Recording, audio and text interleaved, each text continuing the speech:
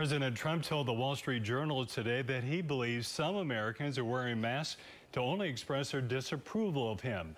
That comes as the BOK Center management requests a health and safety plan from his campaign on how they're going to handle coronavirus safety at this weekend's rally. Channel 8's Tyler Butler joined us now live at the BOK with more on what the center wants and also an update on a lawsuit that could force the event to be postponed. Tyler. Yeah, Mark, the BOK Center management is hoping that the campaign can give them a plan that spells out how they're going to deal with things like social distancing. Meanwhile, that lawsuit you mentioned against BOK management by two Tulsa lawyers, Paul Demuro and Clark Brewster, is now in front of the state Supreme Court. And they're trying to basically pump the brakes to try and force some change before this event goes ahead. We're not asking that this event not occur. We're saying not now. Clark Brewster and Paul Demuro say the argument they made to Oklahoma's highest court today is a matter between a delay and death. We've gotten into this bizarre space where even the management company agrees that this event will be a disaster. Even the mayor agrees that the event is not safe and untested.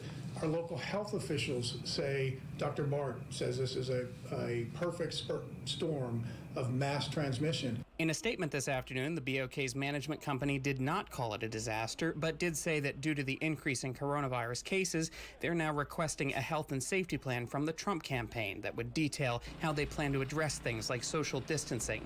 The company said the center has installed 400 hand sanitizing stations, along with plexiglass partitions at concession stands. And they said the campaign staff will be doing temperature checks on attendees and handing out masks, which they're encouraging, not requiring, rallygoers to wear inside the center. What's going on here is a shell game of passing the buck.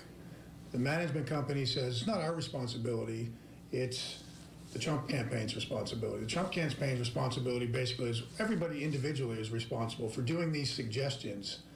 The mayor, same thing. Everyone's passing the buck. Brewster says the event will spread the virus, so he's pushing hard, not for a cancellation, but a delay. Until we're in a situation where we know we're not going to put people's lives at risk, let's bring him back. Let's have him in Tulsa, and let's cheer him on, but not now. It might be in August, it might be in September, but at a time that is reasonable and based upon what the medical experts are saying. Brewster and Demuro say it kind of feels like we're on the Titanic here, that there have been warnings about icebergs. In fact, they can now see the iceberg, but they feel like unless the Supreme Court sides with them, it appears that no one's going to actually jump in the wheelhouse and try and steer around that iceberg. Reporting live downtown, Tyler Butler, Tulsa's Channel 8.